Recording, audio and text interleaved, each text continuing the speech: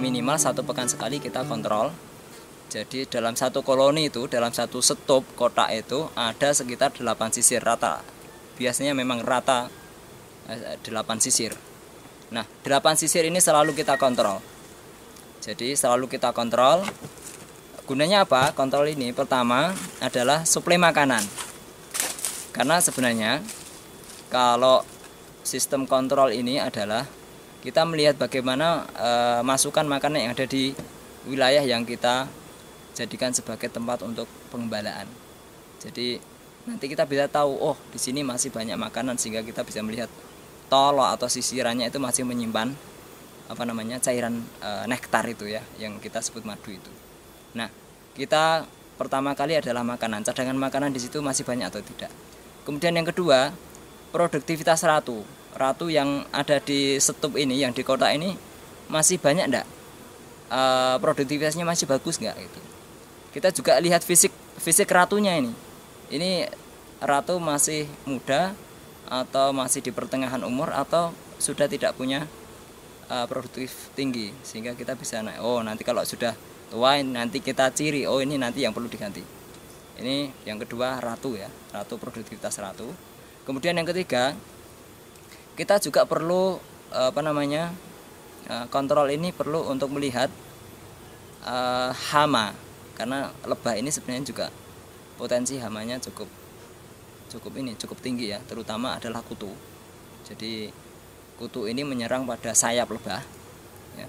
Ada kutu yang besar, biasanya satu lebah itu 1 atau 2 atau 3 itu, tapi ada yang kutu yang lebih lembut, lebih kecil, dan itu merupakan hama secara umum di perlebahan itu kutu yang ada di badannya lebah, ada di sayap.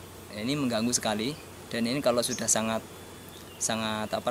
masif itu, biasanya anak belum lahir saja sudah mereka sudah diserang gitu ya, sudah diserang dari dalam, sebelum lahir saja sudah diserang, sehingga ketika lahir itu sudah tidak punya sayap lagi. Nah, ini perhatian khusus melalui kontrol tadi.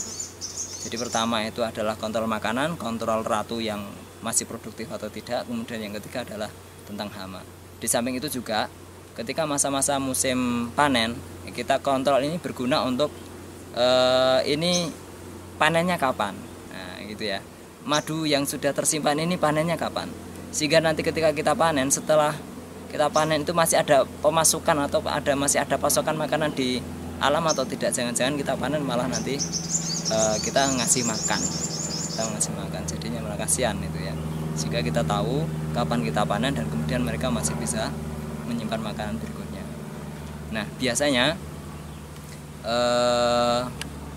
suplai makanan ini berkaitan erat dengan bagaimana kita survei lokasi ya, survei lokasi.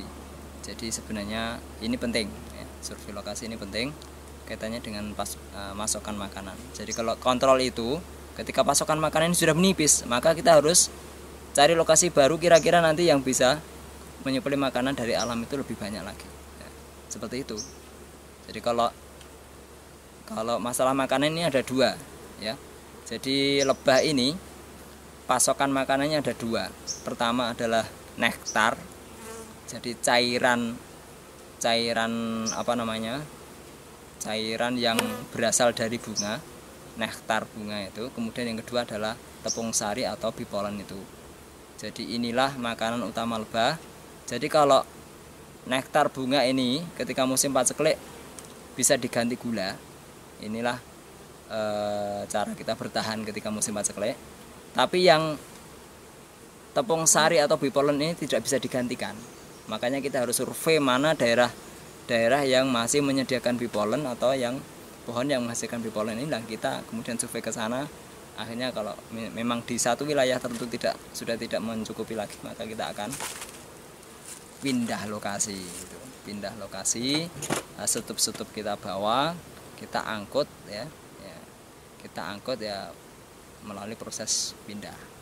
Biasanya termasuk penting pada saat kontrol ini juga, biasanya kalau koloni-koloni yang sudah sangat padat atau pekerjanya itu banyak, itu biasanya kontrol ini juga bermanfaat untuk rolling atau istilahnya koloni yang sedikit bisa kita perbantukan kepada, kita bantu dengan koloni yang banyak. Kita ambilkan sisiran yang nanti calon anak lahir itu banyak untuk kita suplaikan kepada koloni yang lebih kecil, dan kemudian kita ganti yang koloni yang tadi besar itu tadi kita kasih tolo atau sisiran yang kosong yang nanti siap diteluri lagi oleh koloni yang sudah besar itu. Sehingga kita istilahnya rolling sisiran atau rolling sarang pondasi. Ini yang kemudian nanti bisa setup kita ya, sisirannya bisa rata, koloni-koloni yang ada di dalamnya itu tidak ada yang kemudian malah hilang atau tidak mampu bertahan karena pekerjanya sedikit. Lebah ini akan mengenal orangnya, akan mengenal peternaknya ini melalui tadi ya, selalu berinteraksi langsung dengan lebahnya itu. Hewan ini ya sama seperti kita mengenal melalui bau, biasanya bau keringat kita itu dikenal mereka. Jadi kalau sudah terbiasa di lokasi lebah seperti ini, mereka juga sudah tahu orang yang biasa masuk di lokasi. Jadi tidak disengat kecuali tergencat atau kepepet gitu ya, atau memang mungkin ada koloni-koloni yang memang agresif, itu memang ada itu ya, memang ada. Boleh jadi karena asupan makanan berkurang, itu agresif, enggak ada penyimpanan makanan, atau memang model ratu lebahnya yang anakannya itu memang agresif, itu memang ada.